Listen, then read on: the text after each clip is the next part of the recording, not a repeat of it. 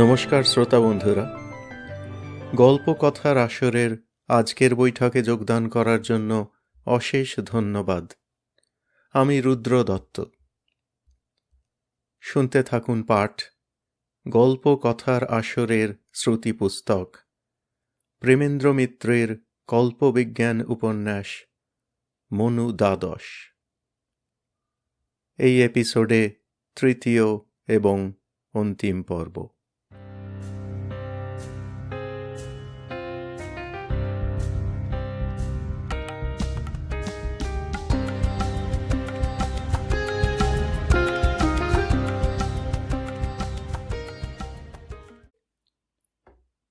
সপ্তম উল্লাস। মন্ডুক প্লুত। দুরু ও তার সঙ্গীরা তিমির কন্দরেই এখন আশ্রয় পেয়েছে। প্রাচীন শিলাফলকের নির্দেশ মিথ্যা নয়। শুধু পর্বত দুহিতা বলতে যে নির্ঝরিণী স্রোত তারা অনুমান করেছিল, তার পরিবর্তে শুষ্ক সংকীর্ণ পরিখা জাতীয় একটি খাতই দেখা গেছে। হয়তো সেই শুষ্ক খাতই দূর অতীতের নির্ঝরিণীর স্মৃতিচিহ্ন। তিমির কন্দরে শত্রুর দৃষ্টি এড়িয়ে তারা আসতে পেরেছে বলে তাদের বিশ্বাস। অন্তত অত্যন্ত সতর্ক পাহারায় থেকেও আর কখনো কোনো গুপ্তচরের আভাস তারা পায়নি। তিমির কন্দরে প্রবেশের পর অবশ্য এসব তুচ্ছ চিন্তার আর স্থানই নেই তাদের মনে।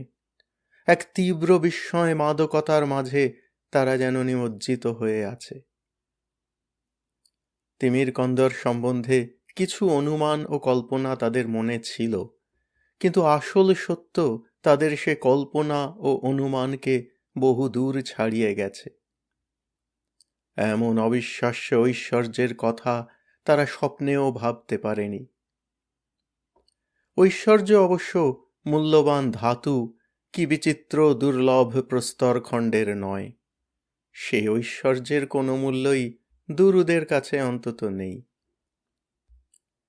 এখানে যে ঐশ্বর্য আছে তা বহু যুগ আগেকার এক লুপ্ত মানব সমাজের সঞ্চিত স্মৃতির। সে স্মৃতি খোদিত হয়ে আছে শিলাফলকে, গুহাগাত্রে, অঙ্কিত আছে পশু চর্মে। নিজেদের বিলুপ্তি অনিবার্য জেনে এই বিস্মৃত মানব সমাজ যেন তাদের জাতি জীবনের সমস্ত অভিজ্ঞতা, সমস্ত বিদ্যা, সমস্ত উপলব্ধি রেখা জালে বন্দি করে সুদূর ভবিষ্যতে প্রেরণ করতে চেয়েছে। দুরু বাইরের ভূখণ্ডে সামান্য যে কয়েকটি ভগ্ন অসম্পূর্ণ শিলাফলকের খোদিত লিপির পাঠোদ্ধার করে উল্লসিত হয়েছে, তা এই গুহা রাজ্যের সঞ্চয়ের তুলনায় অরণ্যের পত্রপুঞ্জের কাছে কটি শুষ্ক জীর্ণ পত্র মাত্র। এই অগণন শাখায় বিভক্ত প্রায় অশেষ সুড়ঙ্গ লোকের গুহা রাজ্য ছাড়া আর কোনো নাম বুঝি দেওয়া যায় না। এ রাজ্যের অতি সামান্য অংশ মাত্র প্রথম কয়েকদিন তারা সন্ধান করতে পেরেছে। গুহার প্রথম প্রবেশ পথ সংকীর্ণ। সে পথ প্রস্তরখণ্ড ও লতা গুল্মে কিছুটা আচ্ছন্ন ছিল। সেসব বাধা অপসারিত করবার পর অভ্যন্তরে যত তারা অগ্রসর হয়েছে, বিস্ময় তাদের তত বেড়েছে উত্তরোত্তর। গুহাবাস নয়, এ যেন সত্যই এক গোপন পাতালপুরী, যার উপর বিশাল এক পর্বত আবরণ হিসাবে স্থাপিত। এ গুহায় বংশ পরম্পরায় যুগ যুগান্ত যারা অতিবাহিত করেছে, তাদের জীবনযাত্রার নিদর্শন নানাভাবে সর্বত্র ছড়ানো। সেসব নিদর্শনের অর্থ বোঝবার ক্ষমতাও দুরুদের নেই। কয়েকটি এমন বস্তু সেখানে ইতিমধ্যেই তারা পেয়েছে যার প্রয়োজন ও ব্যবহার তাদের কাছে সম্পূর্ণ অজ্ঞাত। প্রাচীন কিংবদন্তি ও পুরাণের সত্য ও কল্পনায় মেশানো দু একটি উল্লেখে যেন একটু আধটু ইঙ্গিত সে বিষয়ে পাওয়া যায়। বিলুপ্ত জাতির লেখ সঞ্চয় থেকে হয়তো অনেক কিছুর রহস্য একদিন উদ্ঘাটিত হতে পারে, দুরুদের এই আশা। দুরু নিজের আবিষ্কৃত পাঠোদ্ধার প্রণালী আরও উন্নত করার চেষ্টাতেই শুধু মত্ত হয়ে ওঠেনি, আজীব ও নন্দককেও সে প্রণালী শিক্ষা দিয়েছে। কয়েকটি দিন এই মাদকতার মধ্যে প্রায় বাহ্য জ্ঞান শূন্য হয়ে কেটে যাবার পর হঠাৎ একদিন অপ্রত্যাশিত এক ব্যাপার তাদের সচকিত সন্ত্রস্ত করে তোলে। এই গুহাপুরীতে নূতন সুড়ঙ্গ পথ সন্ধান করতে আজীব ও নন্দক গভীর অভ্যন্তর প্রদেশে কিছু দূর গিয়েছিল। তারা পাংশু মুখে ফিরে এসে যে প্রশ্ন দুরুর কাছে তোলে তা চাঞ্চল্যকর। আজীবই শুষ্ক কণ্ঠে প্রথম জিজ্ঞাসা করে, এ গুহাপুরী যাদের রাজ্য ছিল তারা কি সম্পূর্ণ বিলুপ্ত হয়ে গেছে মনে করো দুরু? একটি পশুচর্মের অস্পষ্ট লিখনের পাঠোদ্ধারে দুরু তখন মগ্ন। আজীব ও নন্দকের মুখের পাণ্ডুরতা কি কণ্ঠের কম্পন সে লক্ষ্য করে না। পশুচর্মের ওপরই দৃষ্টি রেখে সে কৌতুকের স্বরে বলে, বিলুপ্ত হবে কেন? তারা আত্মগোপন করে আমাদের উপর দৃষ্টি রাখছে, অপেক্ষা করে আছে আক্রমণের সুযোগের। সত্যই তাই, বলে নন্দক। এবার নন্দকের গম্ভীর শঙ্কিত স্বর দুরুকে চমকিত করে। সবিস্ময় মুখ তুলে তাকিয়ে বলে, তার অর্থ? তার অর্থ, অভ্যন্তরের এক সুড়ঙ্গ পথে একটি পদচিহ্ন আমরা দেখেছি। সে পদচিহ্ন সদ্য সেখানে উপস্থিত ছিল এমন কয়েকটি মানুষের ছাড়া হতে পারে না।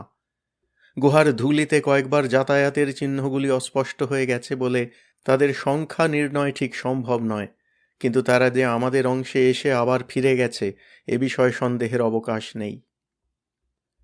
আজীবের ব্যাখ্যা শেষ হতেই নন্দক বলে, আরও একটি বড় প্রমাণ আছে বলে আমার এখন মনে হচ্ছে। কি প্রমাণ? দুরুর উদ্বেগ আর গোপন থাকে না। আমি যে বিশেষ শিলাফলক কটি নিয়ে কাজ করছি, আশা করি তোমরা কেউ তার একটিও অপসারিত করনি। নন্দক জিজ্ঞাসু দৃষ্টিতে তাকায় সঙ্গী দুজনের দিকে। সবিস্ময়ে মাথা নেড়ে দুরু ও আজীব জানায় তারা তা করেনি। কিন্তু একটি শিলাফলক তার মধ্য থেকে অবিশ্বাস্যভাবে অন্তর্হিত হয়েছে।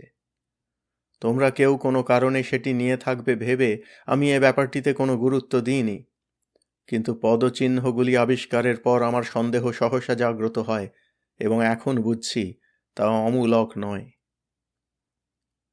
কিন্তু এ যে অসম্ভব, দুরু বিমূঢ়ভাবে বলে। তাদের ক্ষতিত লিপিতে যে বিবরণ পাচ্ছি তাতে বিলুপ্তি আসন্ন বলেই বারবার আক্ষেপ রয়েছে। এ ভূখণ্ডে আমাদের উপনিবেশ স্থাপিত হওয়ারও তা বহু যুগ পূর্বের কথা। তারপর এক ধ্রুবজ্যোতি বিচলন কালে এই গোপন গুহাপুরীতে সে জাতির ক্ষীণতম ধারাও প্রবহমান বলে বিশ্বাস করা যায়? আর যদি সেই অসম্ভবই সম্ভব হয়, তাহলে তারা তাদেরই নিজেদের শিলাফলক চুরি করবে কেন? কোনো বিশেষ বিবরণ কি বিদ্যা আমাদের জানতে না দেবার জন্যেও হতে পারে, নন্দক উত্তর দেয়। শিলাফলকে সেরকম মূল্যবান কোনো কিছুর আভাস কি পাচ্ছিলে? জিজ্ঞাসা করে আজীব। সঠিক বলতে পারবো না, দ্বিধাভরে জানায় নন্দক। এ শিলালেখার পাঠোদ্ধার বেশ কঠিন। তবু মনে হচ্ছিল কুপিত কিরণের প্রতিবিধান বিষয়ে কিছু যেন সেখানে বলার চেষ্টা আছে। আমরা যে তাদের প্রাচীন লিপির মর্ম ভেদ করতে পেরেছি এ কথা বুঝেই তারা ওই শিলাফলক সরাবার জন্য তৎপর হয়েছে সন্দেহ হয়। কুপিত কিরণ অর্থে সূর্যাভিশাপ বোঝাচ্ছে বলেই তো মনে হয়, দুরু চিন্তিতভাবে বলে। সে অভিশাপ খণ্ডনের উপায় আমাদের জানতে দিতে না চাওয়ার কারণ কি? বহিরিতাই যদি হয় তাহলে আমাদের এখানে প্রবেশেই তো তারা বাধা দিতে পারত। এখন আমাদের বিতাড়িত করবার চেষ্টাও তো অনায়াসে করতে পারে। হয়তো তাই করবার সুযোগের অপেক্ষায় আছে, বলে আজীব। না, রহস্যটা আরো জটিল মনে হচ্ছে। দুরু ভ্রু কুঞ্চিত করে কি ভেবে নিয়ে বলে, যদি সত্যিই সেই প্রাচীন জাতির কোনো প্রতিনিধি এখনও এই পাতালপুরী অধিকার করে থাকে, তাহলে তাদের সঙ্গে দখল নিয়ে সংঘর্ষ আমরা বাঁধাবো না। তাদের যেমন করে হোক বোঝাতে হবে আমরা শত্রু নই, তাদের সৌহার্দ্যকামী। অতীতের সেই বিলুপ্ত ধারার সঙ্গে যদি সংযোগ স্থাপন সম্ভব হয়, তাহলে তার চেয়ে বড় সৌভাগ্য আর কিছু হতে পারে না। তাদের সন্দেহ ও ভয় দূর করে কিভাবে পরিচয়ের ব্যবস্থা করা যায়, তাই আমাদের এখন চিন্তনীয়।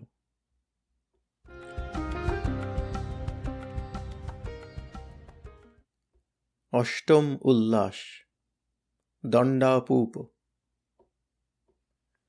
ভুবন অত্যন্ত সাবধানে সবল ও স্থূল বৃক্ষ শাখাটির ওপর দাঁড়িয়ে উঠে ঘন পত্রজাল সামান্য একটু সরিয়ে তীক্ষ্ণ দৃষ্টিতে নিচের পার্বত্য উপত্যকার দিকে কিছুক্ষণ চেয়ে রইল। না, যা আশা করেছিল তা নয়। একটা সুপুষ্ট সরভ নিকটের প্রস্তর স্তূপের আড়াল থেকে বার হয়ে এসে নিশ্চিন্ত মনে নধর তৃণসন্ধানে বিচরণ করছে। অন্য সময় হলে এ সুযোগ সে অবহেলা করত না, অব্যর্থ তীর সন্ধানে অচিরে সরভটিকে শূল্যপক্ষ করবার ব্যবস্থা করত। কিন্তু ক্ষুধায় যতই কাতর হোক, এখন তার এসব তুচ্ছ শিকারে মন দেবার সময় নেই। সে শুধু একটি বিশেষ শিকারের অপেক্ষাতেই একাগ্র হয়ে আছে। গত 3 দিন ধরে দিবারাত্রির অধিকাংশই তার কেটেছে এই বৃহৎ নগ্রোধ জাতীয় বৃক্ষের পত্রাচ্ছাদিত শাখার ওপরে প্রায় নিথর নিস্পন্দ অবস্থায়। এ ধরনের কঠিন ধৈর্য পরীক্ষা সে অবশ্য পূর্বেও দিয়েছে, কিন্তু পরীক্ষা দিতে হয়েছে এ ভূখণ্ডের একমাত্র হিংস্র বিভীষিকা দানবীয় শরট শিকারের জন্য। দানবীয় শরট যেমন হিংস্র বিভৎস, তেমনি চতুর ক্ষিপ্র নিঃশব্দ গতি ও নিমেষে রূপান্তর গ্রহণের দক্ষতায় মায়াবী। অসামান্য সতর্কতায় সুদীর্ঘকাল বিনিদ্রভাবে অপেক্ষায় না থাকলে শিকারীকেই তাদের শিকার হতে হয়। এ ভূখণ্ডের সৌভাগ্য এই যে দানবীয় শরট ছাড়া আর কোনো হিংস্র সাপদ এখানে নেই, এবং সে বিভীষিকাও একান্ত বিরল। বিরল হওয়ার জন্যে ভুবনের অব্যর্থ লক্ষ্য অনেকখানি অবশ্য দায়ী। বিপক্ষ শিবির পরিধির নিষেধগণ্ডি অগ্রাহ্য করে সে সর্বত্র ঘুণাক্ষরে সংবাদ পাওয়া মাত্র শরট শিকারের গুপ্ত আশ্রয় মঞ্চের ব্যবস্থা করেছে। তাকে কোনো শিবির থেকেই যে এ সময় বাধা দেবার চেষ্টা হয়নি, তাতে শিকারী হিসেবে এ ভূখণ্ডে তার শ্রেষ্ঠত্ব শিকারের প্রমাণ পাওয়া যায়। শিকারে তার নৈপুণ্য যেমন, সহজাত উল্লাসও তেমনি স্বতঃস্ফূর্ত। তার পরিচিত ভূভাগে অবশিষ্ট একটি কি দুটি শরট নিহত হবার পর আর যে শঙ্কা তীব্র উত্তেজনা উপভোগ করবার মতো কোনো বিপজ্জনক শিকার কিছু থাকবে না, এ পরিণাম তাকে অনেকবার বিষণ্ণ করে তুলেছে। পুরাণ উপকথায় যেসব পদে পদে মৃত্যু ঝলসিত ভয়াল অরণ্যের কথা শুনেছে, তার জন্যে ঈর্ষাই হয়েছে তার আদিকালের মানব সমাজের প্রতি। এ কদিন কিন্তু কোনো উত্তেজনা উল্লাসের লোভে সে এই বিনিদ্র শিকার সন্ধানে আত্মগোপন করে নেই। শিকারে একাগ্রতা তার অনেক বেশি গভীর হলেও সত্যকার কোনো উৎসাহই সে বোধ করেনি। এইসব ভাবনাতেই কয়েক মুহূর্ত বুঝি মগ্ন ছিল সে। অন্য মনস্কতা তার চকিতে কেটে গেল। সরভটার সহসা দ্রুতবেগে পলায়নের শব্দে নিশ্চয়। সরভটা অকারণে এমন ত্রস্ত হয়ে ওঠেনি বলে মনে হয়। তার প্রত্যাশা কি তাহলে সত্যিই পূর্ণ হতে চলেছে? ভুবন নিঃশব্দে তার নিক্ষেপ রজ্জু হাতে নিয়ে প্রস্তুত হয়ে রইল। এখানে সে সশস্ত্র হয়ে আসেনি। ভল্ল বা ধনুর্বাণ কিছুই তার সঙ্গে নেই। হ্রস্ব কৃপাণ অবশ্য তার চিরসহচর, সেই সঙ্গে এই নিক্ষেপ রজ্জুটি যা অতিরিক্ত। প্রস্তর স্তূপের অন্তরাল থেকে একটা মূর্তি দেখা দিতে না দিতেই ভুবন নিক্ষেপ রজ্জু ক্ষেপণের উপক্রম করলে। কিন্তু শিরদেশে ঘূর্ণিত হয়েও সে রজ্জু তার হাত থেকে নিক্ষিপ্ত হল না। তার পরিবর্তে তার কণ্ঠে বিস্মিত আনন্দধ্বনি শোনা গেল, পরজ! প্রস্তর স্তূপের অপর পার্শ্ব থেকে যে বার হয়ে এসেছিল, সে এই আহ্বান শুনে শঙ্কিত তৎপরতায় সরে যেতে গিয়েও বোধহয় কণ্ঠধ্বনি চিনতে পেরে থমকে দাঁড়িয়ে পড়ল সবিস্ময়ে। পরজ, তুমি? এ যে বিশ্বাস করতেই পারছি না। ভুবন পরজকে উচ্ছ্বসিত আনন্দে আলিঙ্গন করে আবার এক নিঃশ্বাসে বলে গেল, তোমাকে আর দেখবার আশাই ছেড়ে দিয়েছিলাম। কাফরামদের হাত থেকে তুমি যে মুক্তি পাবে কল্পনা করিনি। কেমন করে, কবে তুমি পালিয়েছ? পরজের মুখেও আনন্দের দীপ্তি। ভুবনের আলিঙ্গন থেকে স্মিত মুখে মুক্ত হওয়ার চেষ্টা করে সে বললে, তোমার বলিষ্ঠ বাহুর বজ্রবন্ধন শিথিল না করলে শ্বাসই যে রুদ্ধ হয়ে যাবে, উত্তর দেব কি? যেন লজ্জিত হয়ে হেসে ভুবন পরজকে মুক্ত করে বললে, বুঝতেই পারছ, অবিশ্বাস্য এ সৌভাগ্যে একটু আত্মহারা হয়ে পড়েছি। এখন শুনি তোমার ইতিহাস। সবই বলছি, কিন্তু তার আগে এই সুদূরে বৃক্ষচূড়ায় কি শিকারের জন্য ওত পেতেছিলে বলো দেখি। এখানে কোনো দানব সরট দেখা গেছে বলে তো জানি না। সরট নয়, তার চেয়ে আরো বড় শিকার সন্ধান করছি পরজ, যে শিকার ধরতে পারলে হয়তো মানব গোষ্ঠী রক্ষা পেতে পারে। ভুবনের কণ্ঠস্বরের গাম্ভীর্যে বিস্মিত হয়ে পরজ জিজ্ঞাসা করলে, কোন শিকারের কথা বলছো ভুবন? তোমার মতো শিকারই না হতে পারি, কিন্তু এ ভূভাগে শিকারযোগ্য সব প্রাণীই জানি। তাছাড়া এ শিকারের সঙ্গে মানব গোষ্ঠীর রক্ষা পাওয়ার সম্বন্ধ কি? সম্বন্ধ এই যে, এ শিকার জীবিত বা মৃত অবস্থায় হোক, কাফরামদের প্রত্যর্পণ করতে পারলে এই সর্বনাশা সংগ্রাম থামবে বলে আমার বিশ্বাস। আমি কাফরামদের সেই পলাতকাকে ধরবার জন্যই অপেক্ষা করছি। পরজের দুই চক্ষু বিস্ফারিত হয়ে উঠল, শুধু বিস্ময়ে যেন নয়। বললে, কাফরামদের পলাতকা অর্থাৎ নিকিকে তুমি স্বীকার করতে চাও? তার সন্ধান তুমি পেয়েছ? হ্যাঁ, পেয়েছি। কোনো শিবির পরিধির মধ্যে তার সন্ধান যখন মেলেনি, তখন তিমির কন্দরে আত্মগোপনের উদ্দেশ্যে হয়তো সে এদিকে এসেছে বলে আমার অনুমান হয়। তিমির কন্দর খুঁজে পাইনি, কিন্তু এই অঞ্চলে বিচরণ করতে করতে সেদিন দূর থেকে এক নারী মূর্তিকে এই পথে যেতে দেখেছি। তার দেহবর্ণ ও পিঙ্গল কেশ দামি তাকে কাফরামদের পলাতকা বলে চিনিয়ে দিয়েছে। তাকে অনুসরণ করবার আগেই সে পার্বত্য অরণ্যের মাঝে কোথায় অদৃশ্য হয়ে গেছে। তার গোপন আশ্রয় খুঁজে বার করতে না পারলেও এই স্থানটির লতাগুল্ম ও কঙ্করময় মৃত্তিকা পরীক্ষা করে বুঝেছি মানব গতায়াতের সাম্প্রতিক পদচিহ্ন এখানে বর্তমান। তাই এখানে অপেক্ষা করছি, প্রস্তুত হয়ে। পরজ কয়েক মুহূর্ত স্তব্ধ হয়ে থেকে বললে, কিন্তু সে পদচিহ্ন আমারও হতে পারে।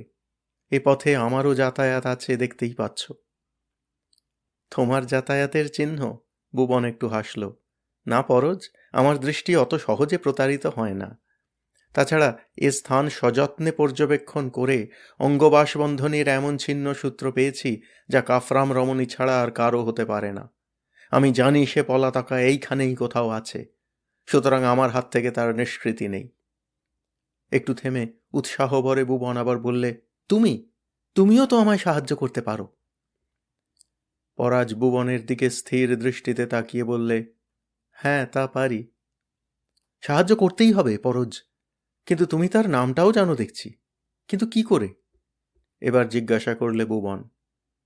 পরজ একটু হাসল, তারপর ঈষৎ বিদ্রুপের স্বরে বললে, নামটা আর জানব না? কাফরামদের কাছে এতদিন বন্দী ছিলাম কেন তাহলে? এ উত্তরের মধ্যে প্রচ্ছন্ন কোনো ইঙ্গিত যদি থাকে, ভুবন তা বুঝল না। কৌতূহল ভরে সে বললে, তাও তো বটে। সত্যি, তাদের হাতে বন্দী হয়েও মুক্তি পেলে কি উপায়? মৃত্যু ছাড়া কাফরামদের শৃঙ্খল থেকে কেউ মুক্তি দিতে পারে না বলেই তো প্রবাদ। প্রবাদ মিথ্যা নয়, গম্ভীর স্বরে বললে পরজ। তাহলে তুমি? ভুবনের প্রশ্ন সমাপ্ত হওয়ার আগেই বাধা দিয়ে পরজ বললে, কেমন করে মুক্তি পেলাম সে কাহিনী সত্যই শুনতে চাও? নিশ্চয়ই চাই। তাহলে শোনো, ওই নিকিই আমাকে মুক্তি দিয়েছে। নিকি?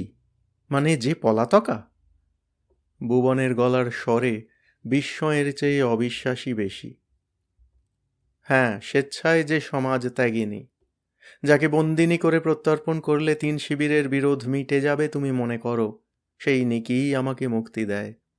সেই সঙ্গে কথাও জেনে রাখো যে আমি কাফরামদের কাছে ধরা দিয়েছিলাম স্ব ইচ্ছায়। এবার বিস্ময়ে বিমূঢ়তায় ভুবনের কণ্ঠ দিয়ে আর কোনো স্বরই বার হল না।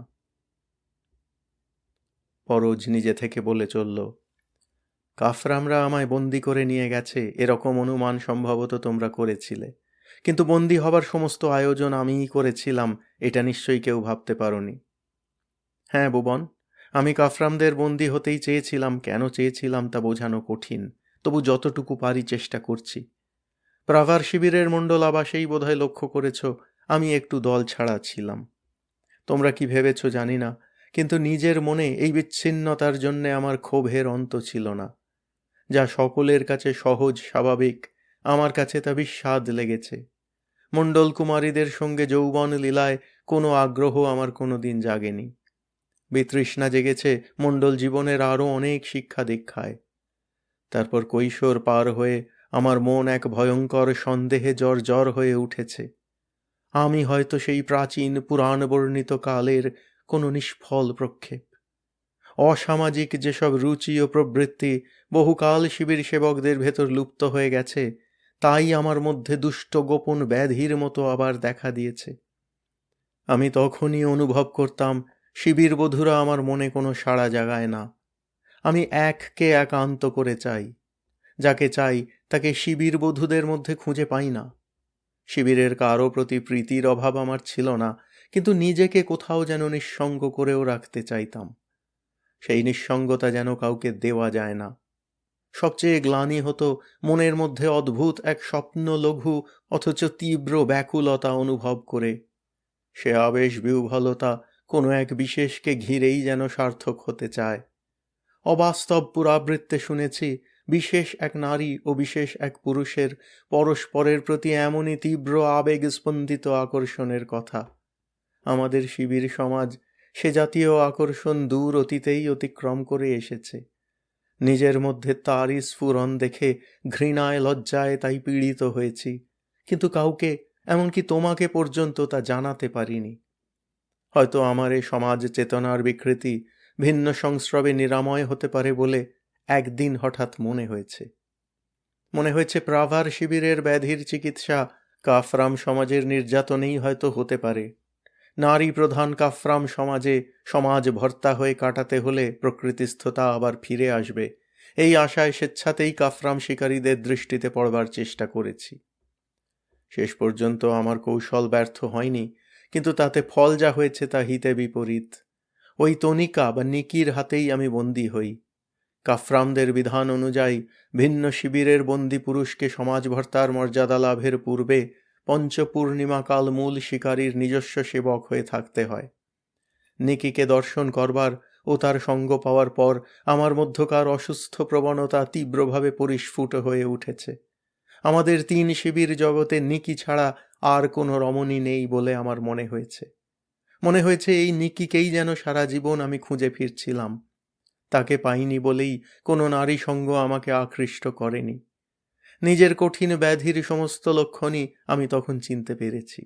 বিশেষ করে নিকিকে একান্ত আপন করে নেওয়ার গর্হিততম বাসনা তখন দুর্বার হয়ে উঠে আমায় শঙ্কিত করে তুলছে। তবু নিজেকে সংবরণ করতে পারিনি। তখন সমাজ ভর্তার মর্যাদা পেতে আর এক পূর্ণিমা মাত্র বাকি। সেই পরিণাম আমাকে আতঙ্কে অভিভূত করে দিয়েছে। একদিন নিকির কাছে সমস্ত অসুস্থ উচ্ছ্বাস প্রকাশ করে নিজের মনের বিকৃতি স্বীকার না করে পারিনি। নিকি প্রথমে বাতুলতায় কৌতুক বোধ করে উচ্চহাস্য করেছে। তারপর সমাজ ভর্তা হওয়ার ব্যাপারে আমার আতঙ্কের কথা শুনে প্রথমে স্তম্ভিত, পরে ক্রুদ্ধ হয়ে উঠেছে। তার কাছে সহানুভূতির বদলে তীব্র তিরস্কারই পেয়েছি। তারপর সমাজ ভর্তা পদে অধিষ্ঠিত হতে হয়েছে যথাসময়ে। জীবন আমার বিষময় হয়ে উঠেছে সকল দিক দিয়ে। আমার অস্বাভাবিকতা সকলের গোচর হতে বিলম্ব হয়নি। সমস্ত কাফরাম সমাজের আমি ঘৃণার ও অবজ্ঞার পাত্র হয়ে উঠেছি। আমার সে যন্ত্রণা নিকির দৃষ্টি বোধহয় এড়ায়নি। সমাজ ভর্তা হওয়ার পর আমার সঙ্গ সে কিছুকাল পরিহার করে চলেছিল, সম্ভবত ঘৃণাভরেই, কিন্তু সে মনোভাবের পরিবর্তন দেখা দিয়েছে অকস্মাৎ। আমার সঙ্গে তার সাক্ষাৎ দিনে দিনে বিরল থেকে বহুল, সংক্ষিপ্ত থেকে সুদীর্ঘ হয়ে উঠেছে। তারপর যা ঘটেছে তা অবিশ্বাস্য। ব্যাধিমুক্ত হতে এসে আমি পীড়ায় আরও জর্জরিত হয়েছি। আমার রোগ শুধু উগ্রতর হয়ে ওঠেনি, নিকির মধ্যেও কখন তা সংক্রামিত হয়ে গেছে সে নিজেও জানতে পারেনি। একদিন নিজের মনের বিকৃতির কথা সে আমার কাছে স্বীকার করেছে। আমার সমাজভর্তা জীবন যে তার কাছেও দুঃসহ তাও গোপন করেনি। কাফরাম নেতামার কাছে সংঘের বিরুদ্ধে দাঁড়িয়ে আমাকে মুক্তি দেবার প্রস্তাব করেছে দুঃসাহস ভরে। সেখানে বিফল হয়ে একদিন সত্যই আমায় মুক্তি দিয়েছে শিবির প্রহরীদের দৃষ্টি এড়াবার কৌশল শিখিয়ে দিয়ে। নিজেও একদিন গোপনে স্বেচ্ছায় সে সমাজ ত্যাগ করেছে। তারপর পরজ নীরব হবার পর ভুবনও কিছুক্ষণ স্তব্ধ হয়ে রইল। তারপর বিষণ্ণ স্বরে বললে, তোমার এই কাহিনী শুনে পূর্বে হলে হয়তো শুধু বিস্ময় ও ঘৃণাই অনুভব করতাম পরজ, আজ কেবল বেদনাই পেলাম। কিন্তু আমার কর্তব্য থেকে তবু ভ্রষ্ট হতে পারবো না। কি তোমার কর্তব্য? নিকিকে বন্দি করে কাফরামদের প্রত্যর্পণ করা? হ্যাঁ, তা না হলে এ সংগ্রামে ধরণী থেকে মানব গোষ্ঠী নিশ্চিহ্ন হয়ে যাবে। পলাতকা নিকিকে খুঁজে পাওয়ার উপর মানব গোষ্ঠীর ভবিষ্যৎ নির্ভর করছে। তা সত্যই করছে বটে। পরজের কণ্ঠস্বর অস্বাভাবিক শোনাল বুঝি আবেগের তীব্রতায়। কয়েক মুহূর্ত স্তব্ধ হয়ে সে নিজেই আবার বললে দৃঢ়স্বরে, চলো, নিকির সন্ধান আমিই তোমায় দিচ্ছি। তুমি? তুমি দেবে? সবিস্ময়ে বললে ভুবন। এই কাহিনী শোনার পর তোমার কাছেই সবচেয়ে বড় বাধা পাবার জন্যে যে প্রস্তুত হয়েছিলাম। তাতে বিস্মিত হচ্ছি না, ম্লান হেসে বললে পরজ। কিন্তু মানব গোষ্ঠীর ভবিষ্যতের খাতিরেই নিকির সন্ধান তোমায় না দিলেই নয়।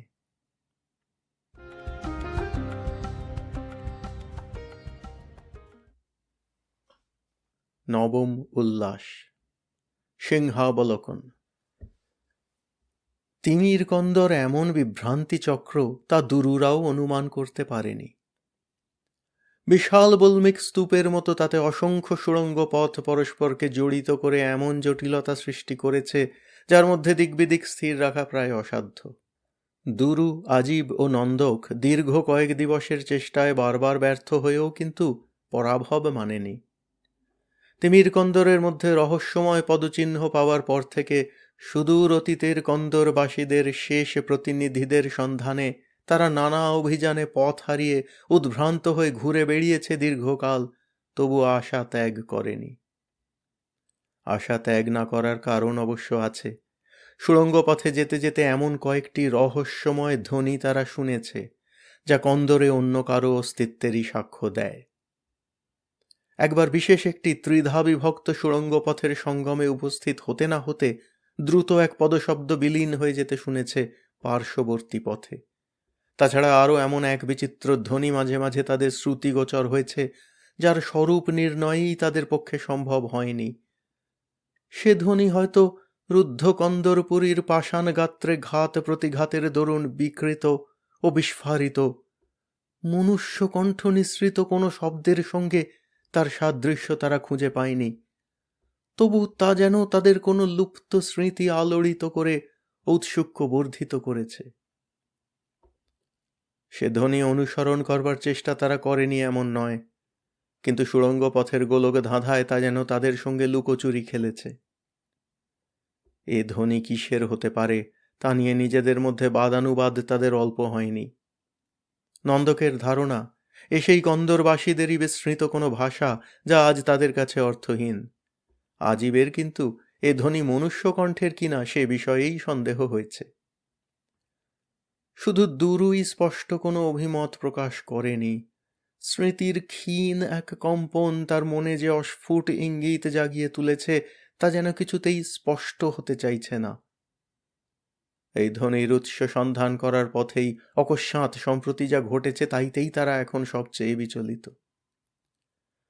দূর কোনো সুড়ঙ্গ পথ থেকে ক্ষণিকের জন্য এক আর্ত ক্রন্দন সহসা কন্দর গাত্রে ধ্বনি প্রতিধ্বনির তরঙ্গ তুলে বয়ে গেছে। সে তরঙ্গের পর সব আবার স্তব্ধ হয়ে গেলেও তারা আর স্থির থাকতে পারেনি। ব্যাকুল উত্তেজনায় এ ক্রন্দনধ্বনি যে দিক থেকে এসেছে সেই দিকে যত দ্রুত সম্ভব অগ্রসর হবার চেষ্টা করেছে কিছুক্ষণ ধরে। ক্রন্দনধ্বনির রহস্য উন্মোচনের পূর্বেই সুড়ঙ্গ পথের একটি সঙ্গমে এসে সচকিত হয়ে তাদের দাঁড়িয়ে পড়তে হয়। অপর দিকের একটি পথে শুধু পদধ্বনি নয়, কাদের যেন আলাপ গুঞ্জনও শোনা যাচ্ছে। দুরু ও তার সঙ্গীরা সেই আলাপ গুঞ্জন শুনেই সবচেয়ে বিস্মিত হয়। এরা কি সেই কন্দরবাসীদের শেষ প্রতিনিধিদের কেউ? কিন্তু গুঞ্জনের ভাষা অস্পষ্ট হলেও আদৌ অপরিচিত বলে মনে হয় না। কাল পারাবারের দূর দিগন্তে এই কন্দর যারা অধিকার করেছিল, তাদের ভাষা কি তাহলে সম্পূর্ণ ভিন্ন ছিল না? কয়েক মুহূর্ত পরেই সব প্রশ্নের যে মীমাংসা হয়ে যায় তা একেবারে অপ্রত্যাশিত। প্রথমে আত্মগোপন করবার বাসনা হলেও দুরু ও তার সঙ্গীরা সুড়ঙ্গ সংগ্রামে সাহস ভরে দাঁড়িয়ে থাকে। অপরদিকের আগন্তুকরা সুড়ঙ্গ সঙ্গমে পৌঁছে দুরুদের দেখতে পেয়ে ত্রস্তভাবে দাঁড়িয়ে পড়ে। কিছুক্ষণ বিমূঢ় বিস্ময়ে দুই দলই নীরব। তারপর হর্ষধ্বনির সঙ্গে পরস্পরের দিকে তারা এগিয়ে যায়। আগন্তুকরা বিলুপ্ত কন্দরবাসীদের কেউ নয়, তারা ভুবন ও পরজ। তারা দুরুদের দেখে যতখানি চমকিত, দুরুরা তাদের দেখে ততোধিক। প্রথম আনন্দোচ্ছ্বাসের পর দুরু সবিস্ময়ে ভুবন ও পরজকে তিমির কন্দরের সন্ধান কেমন করে পেল জিজ্ঞাসা করে। পরজ সহাস্যে জানায়, পেলাম তোমাদেরই অনুগ্রহে। আমাদের অনুগ্রহে? দুরু বিমূঢ়ভাবে তাকায় পরজের দিকে। হ্যাঁ, সমীকাননের কথা স্মরণ করলেই বুঝতে পারবে তোমরাই আমাদের পথপ্রদর্শক। সমীকাননে তোমরাই তাহলে গোপনে আমাদের আলাপ শুনেছিলে? আমরা নয়, আমি। তোমাদের দূর থেকে দেখেই আমার অনুমান হয় যে তিমির কন্দরই তোমাদের লক্ষ্য। আত্মপ্রকাশ করা তখন নিরাপদ মনে করিনি। গোপনে তোমাদের আলাপ শুনে ও পরে অনুসরণ করে শেষ পর্যন্ত এই তিমির কন্দরে পৌঁছেও তোমাদের কাছে নিজেদের গোপন করে রাখতে হয়েছিল। গোপন রাখবার সে প্রয়োজন আজ আর নেই, তাই তোমাদের কাছে ধরা পড়ে দুঃখিত হইনি। তোমরা আমাদেরই সন্ধান করবে তা অবশ্য জানতাম। তা জানতে? নন্দক বিস্ময় প্রকাশ করে। কিন্তু আমরা তো তোমাদের অস্তিত্বও এখানে কল্পনা করিনি। আমরা আদি কন্দরবাসীদের সন্ধান করতে বেরিয়েছি। আদি কন্দরবাসীদের সন্ধান? পরজের দৃষ্টি বিস্ফারিত হয়। তাদের সুদূর ইতিহাসের কিছু নিদর্শন ছাড়া একটা অস্থি কঙ্কালও এ কন্দরে আছে কিনা সন্দেহ। তোমরা কি বাতুল? না, বাতুল নয়, দুরু এবার উত্তর দেয়। তাদের ধারা যে একেবারে বিলুপ্ত হয়নি, সে জাতির দু একটি প্রতিনিধি যে এখনো বর্তমান তার প্রমাণ আমরা পেয়েছি। কি প্রমাণ? ভুবন কৌতূহলী হয়ে জিজ্ঞাসা করে। পেয়েছি পদচিহ্ন, তাছাড়া একটি শিলাফলক অপসারণের প্রমাণ। নন্দক সেটির পাঠোদ্ধারে রত ছিল। অত্যন্ত মূল্যবান কোনো লিখন তাতে ছিল বলে আমাদের ধারণা। সেটি রহস্যজনকভাবে অপহৃত হয়েছে। এই প্রমাণ? সহসা উচ্চ ঈশ্বরে পরজ হাসতে শুরু করে। তারপর নিজেকে সংবরণ করে বিমূঢ় দুরুদের জানায়, পদচিহ্ন যা দেখেছ তা আমাদেরই, আর শিলাফলক অপহরণ করেছি আমি। তুমি? দুরুর কণ্ঠে অবিশ্বাস ফুটে ওঠে। শিলাফলক নিয়ে তুমি কি করবে? তোমরা যা করো তাই। শোনো দুরু, তোমায় শিলাফলক সংগ্রহ করতে আমি সেই প্রাভার শিবিরেই দেখেছিলাম। তোমার অনুকরণে আমিও গোপনে ফলক সংগ্রহ করে তার পাঠোদ্ধারের প্রণালীও আবিষ্কার করি। সেদিন গোপনে তোমাদের গতিবিধি লক্ষ্য করতে এসে ওই বিশেষ শিলাফলকটি আমার দৃষ্টি আকর্ষণ করে। তখন নন্দক সেখানে অনুপস্থিত। শিলালেখে কুপিত কিরণের প্রতিকারের কথা লক্ষ্য করে আমি কৌতূহলী হই। সম্পূর্ণ পাঠোদ্ধারের সুযোগ নেবার জন্য সেটি আমি অপহরণ করে নিয়ে যাই। তারপর আমরা যাকে সূর্যাভিশাপ বলি, কন্দরবাসীরা তাকেই কুপিত কিরণ আখ্যা দিয়ে প্রতিকারের সত্যিই দু একটি প্রণালী তাতে খোদিত করে গেছে। কিন্তু তাহলে, দুরু বিমূঢ়ভাবে বলে, আমরা যে অদ্ভুত এক ধ্বনি মাঝে মাঝে শুনেছি, তার অর্থ কি? কি জাতীয় ধ্বনি? জিজ্ঞাসা করে পরজ। তা বলা কঠিন। সে ধ্বনি মনুষ্য কণ্ঠের কিনা তাও স্থির করতে পারিনি। বুঝেছি, আবার কৌতুক হাস্যের সঙ্গে বলে পরজ। কিঞ্চিদধিক ৫-১০ বর্ষ যে ধ্বনি প্রাভারদের কেউ শোনেনি, তার স্মৃতির রেশও তোমাদের মনে হারিয়ে গেছে। অর্থাৎ? দুরু উত্তেজিত স্বরে বলে, আমার মনে ক্ষীণ যে সংশয় জেগেছে তাই কি তাহলে সত্য? এ ধ্বনি শিশুর ক্রন্দনের? ঠিকই বুঝেছ। পরজের স্বর গাঢ় গভীর হয়ে ওঠে। শিশুর ক্রন্দনই তোমরা শুনেছ। এই ধ্বনি ১৫ বর্ষ প্রাভার শিবিরে শোনা যায়নি। তার পূর্বেও মাতৃনিলয়ে কোনো কারণে উপস্থিত না থাকলে এ ধ্বনির সঙ্গে পরিচিত হওয়া সম্ভব ছিল না। তাই এ ধ্বনি তোমাদের বিমূঢ় করেছে। শোনো দুরু, নন্দ, কাজীব, শোনো ভুবন, এ শিশু আমার আর নিকির। নিজের নিজের সমাজের কাছে আমরা অপরাধী। আদি যুগের কোনো এক দুর্জ্ঞেয় প্রতিফলনে আমরা বর্তমানে বিকৃত ব্যতিক্রম। কিন্তু সেই বিকারই অসম্ভবকে সম্ভব করেছে। প্রাভার ও ইয়োসফ শিবিরে শিশুর মুখ দীর্ঘকাল কেউ দেখেনি। কাফরাম সমাজে জননীরা মৃত বৎসা। শিশু জন্ম কদাচিৎ হলেও তাদের বাঁচানো যায় না। কিন্তু আমাদের সন্তান কোন অলৌকিক কারণে জানি না সুস্থ, সবল ও সূর্যাভিশাপ মুক্ত।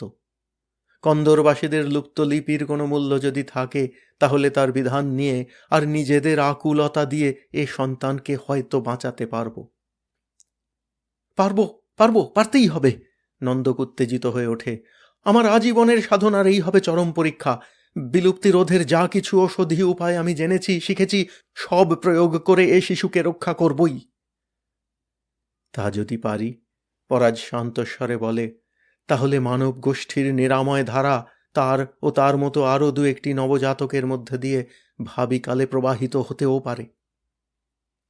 এক মুহূর্ত নীরব হয়ে পরজ আবার বলে, মানব গোষ্ঠীর ভবিষ্যতের দোহাই দিয়ে ভুবন নিকিকে বন্দিনী করে কাফরামদের কাছে প্রত্যর্পণ করতে চায়। সেই ভবিষ্যতের পানে চেয়েই ভুবনকে সন্তানবতী নিকির কাছে নিয়ে যাচ্ছি। তোমরাও চলো, তোমাদের কর্তব্য তোমরাই স্থির করো। তারপর কর্তব্য আমার স্থির হয়ে গেছে পরজ, দৃঢ়স্বরে বলে ভুবন। শুধু কাফরামেরা কেন, এ ভূখণ্ডের ৩ শিবির একত্র হয়েও এ কন্দর যদি আক্রমণ করে, তবু আমার মৃতদেহ দলিত না করে তারা এ কন্দরে প্রবেশ করতে পারবে না। কিন্তু আমি শুধু একটা ব্যাপার বুঝতে পারছি না। দুরু তার একটা দুর্ভাবনার কথা প্রকাশ না করে পারে না। সে আর্তচিৎকার তাহলে কিসের? কোন আর্তচিৎকার? পরাজের বিস্মিত প্রশ্ন উচ্চারিত হতে না হতে তারই উত্তরে যেন তিমির কন্দরের গভীর হৃদয় থেকে এক তীব্র করুণ বিলাপধ্বনি তাদের দিকে তরঙ্গিত হয়ে আসছে মনে হয়। সমবেত সকলে তখন স্থাণুর মতো নিস্পন্দ হয়ে দাঁড়িয়ে। কয়েক মুহূর্ত পরেই বিশ্বস্ত বেশবাসে উন্মাদিনীর মতো পিঙ্গল কেশা কাঞ্চন বর্ণা যে নারী ছুটে এসে উদ্ভ্রান্ত দৃষ্টিতে সকলের দিকে একবার তাকিয়ে পরজের বক্ষের ওপর কান্নায় ভেঙে পড়ে। ইতিপূর্বে কখনো না দেখলেও তাকে চিনতে কারো বাকি থাকে না। আকুল ক্রন্দনের ফাঁকে ফাঁকে নিকির উদ্ভ্রান্ত অসংলগ্ন বিলাপের যেটুকু অর্থ বোঝা যায়, তাতে সবাই স্তম্ভিত। নিদ্রিত অবস্থায় তার ক্রোড় থেকে কে তার সন্তানকে অপহরণ করে নিয়ে গেছে। জেগে উঠে সন্তানকে না পেয়ে সে তিমির কন্দরের পথে পথে উন্মাদিনীর মতো তাকে খুঁজে বেড়িয়েছে দীর্ঘকাল। কখনো আর্তনাদ করেছে, কখনো শোকের তীব্রতায় মূর্ছাহত হয়ে পড়েছে। শিশুর কোনো সন্ধান কোথাও পায়নি। দুরু ও তার সঙ্গীরা এবার বুঝতে পারে, প্রথমে তস্করের কবলে অপহৃত শিশুর ক্রন্দনধ্বনি তারা শুনেছিল। সে তস্কর তাদের সঙ্গে সাক্ষাৎ এড়াবার চেষ্টা করাতেই সে ধ্বনি অমন দিকবিদিকে বিক্ষিপ্ত বলে মনে হয়েছে। এরপর তারা যা শুনেছে তা নিকির আর্তনাদ। কিন্তু এই অজ্ঞাত তিমির কন্দরে প্রবেশ করে এ শিশুকে হরণ করা কার পক্ষে সম্ভব? কাফরামদের পক্ষে এ গুহাপুরীর পথ আবিষ্কার করাই তো কল্পনাতীত। তাছাড়া এ পথের সন্ধান পেলেও তারা এ কাজে গুপ্ত তস্কর কাউকে পাঠাতো না, সম্মিলিতভাবেই আক্রমণের চেষ্টা করত। শুধু সন্তানকে হরণ করে নিকিকে তারা রেখে দিয়ে যেত না কিছুতেই।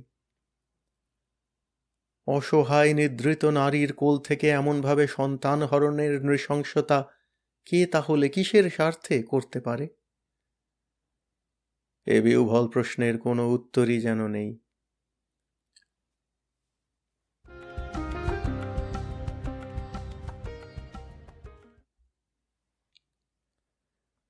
দশম উল্লাস। কৈমুতিক। শিশু অপহর্তার সন্ধান কিন্তু শেষ পর্যন্ত আশ্চর্যভাবে মেলে। অবশ্য স্বেচ্ছায় তস্কর স্বয়ং এ অপহরণের দায়িত্ব স্বীকার করে বলে। তস্কর আর কেউ নয়, স্বয়ং সর্ব। এ কথা কে পেরেছিল কল্পনা করতে? শিশুহরণের সংবাদ জানবার পর ব্যাকুলভাবে জনে জনে তখন তারা তিমির কন্দরের সর্বত্র খুঁজে ফিরছে। এই অন্বেষণের মধ্যে একটি সুড়ঙ্গ পথে ভুবন ও পরজ সর্ভের দেখা পায়। তিমির কন্দরে তার উপস্থিতি বিস্ময়কর, কিন্তু সে বিস্ময় প্রকাশের তখন সময় নয়। ভুবন ও পরজ ব্যাকুলভাবে অপহৃত শিশুর সংবাদ দিয়ে সর্ভ সে বিষয়ে কিছু জানে কিনা জিজ্ঞাসা করে। সর্ভ যা উত্তর দেয় তা তাদের কল্পনাতীত। নিজে যাকে হরণ করেছি তার খবর আমি ছাড়া জানবে কে, নির্বিকারভাবে জানায় সর্ভ। স্তম্ভিত বিস্ময়েই কিছুক্ষণ বুঝি তারা নির্বাক হয়ে থাকে। তারপর বিমূঢ় ব্যথিত স্বরে পরজ শুধু বলে, এ পরিহাসের সময় নয় সর্ভ, সত্যই আমার সন্তান অপহৃত। যদি যথার্থ কিছু জানো তো বলো, মিথ্যা যন্ত্রণা দিও না। মিথ্যা যন্ত্রণা থেকে মুক্তি তো তোমাদের দিতে চাইছি পরজ। তোমার সন্তান সত্যই আমি হরণ করেছি। তুমি হরণ করেছ সত্যই? পরাজের তখনও অবিশ্বাস। কেন কেন? একটা অতি দীর্ঘ অসহ্য করুণ প্রহসনে শেষ যবনিকাপাত করতে। সর্ভের কণ্ঠ যেন করুণাতেই স্নিগ্ধ। তোমার বাতুলতা রাখো সর্ভ, পরজ ধৈর্য হারিয়ে বলে। সত্যিই যদি এ কাজ করে থাকো তো কোথায় তাকে রেখেছ বলো, নিয়ে চলো অবিলম্বে আমাদের সেখানে। না পরজ, শান্ত দৃঢ় স্বরে বলে সর্ভ, ফিরিয়ে দেব বলে তাকে হরণ করিনি। হরণ করেছি ইতিহাসের একটা ক্ষীণতম ধারাও যাতে ভাবিকালে না পৌঁছতে পারে তারই জন্যে। ওই অবোধ অচেতন জড়পিণ্ড প্রায় শিশুর মধ্যে তোমরা মানব গোষ্ঠীর ভবিষ্যৎ আশার দ্বীপ দেখতে পাচ্ছ। কি সে আশা তা কখনো ভেবে দেখেছ? ওই শিশু বেঁচে থাকলে বড় হবে, মানুষ হবে। সে মানুষ হওয়া মানে তো শুধু দেহ ও মনের ক্ষুধায় ও জিজ্ঞাসায় জর্জর হওয়া, নিরাপদ নিশ্চিন্ততার জন্য গোষ্ঠী গড়ে তারই শাসন বন্ধনে হয় জীবনমৃত, নয় ক্ষতবিক্ষত হওয়া। অস্তিত্বের অর্থ খুঁজতে উদ্ভ্রান্ত হয়ে আকাশ ধরণী এক বা একাধিক দেবতায় ভরিয়ে তুলে তাদের দিন স্তাবকতা করা। ওই শিশু এক থেকে অগণন যদি হয়, তাহলেও তার রীতি নীতি ধর্ম সব হবে তার লোভ হিংসা দম্ভ দীনতার নগ্ন বিভৎসতাকে রঙিন আচ্ছাদন দেবার ছলনা। মিলনের চেয়ে বিভেদেরই সাধনা সে করবে অনেক বেশি। তারপর একদিন ঈর্ষা ও হিংসার তাড়নায় সূর্যবীর্য অর্জনের লোভ সূর্যাভিশাপের ব্যাধি কলঙ্ক নিয়ে আবার ধ্বংসের পথে নামবে। এ দুষ্টচক্র থেকে মুক্তি আছে শুধু সমস্ত আবর্তনের কেন্দ্রগত অচলতায়। সেই অচলতাই তোমার শিশু লাভ করুক। মানব গোষ্ঠীর ধারা চিরকালের মতো যাক লুপ্ত হয়ে সেই অচলতায়। উন্মাদের বাতুল প্রলাপ, তবু তাই শুনতে শুনতে ভুবন ও পরজ কি মহাবিষ্ট হয়ে পড়েছিল। সহসা চমক ভেঙে উদ্যত কৃপাণ ভুবনই প্রথম চিৎকার করে ওঠে, তোমাকে একটি প্রশ্ন শুধু করব সর্ব, তোমার আরাধ্য অচলতাই চাও না শিশুকে দেবে ফিরিয়ে? উন্মাদ সর্ব নীরবে দাঁড়িয়ে থাকে, তার অবিচলিত মুখে দুর্বোধ এক হাসি। ভুবনের কৃপাণ সাক্ষাৎ মৃত্যুর মতো নেমে আসবার পরও সে হাসি যেন মিলায় না। সর্ভের ভুলণ্ঠিত দেহ অস্থিরভাবে অতিক্রম করে ভুবন ও পরজ এগিয়ে যায়।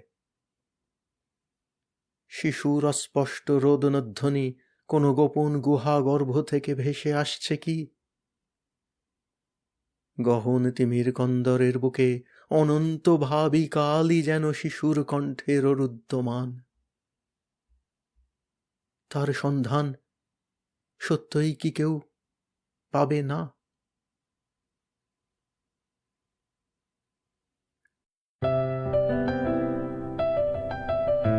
আপনাদের মতামত আমাদের জানাতে ভুলবেন না কিন্তু শ্রোতা বন্ধুরা।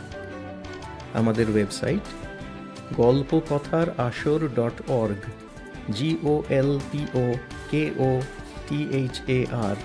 golpokothar-asor www.ecom.org।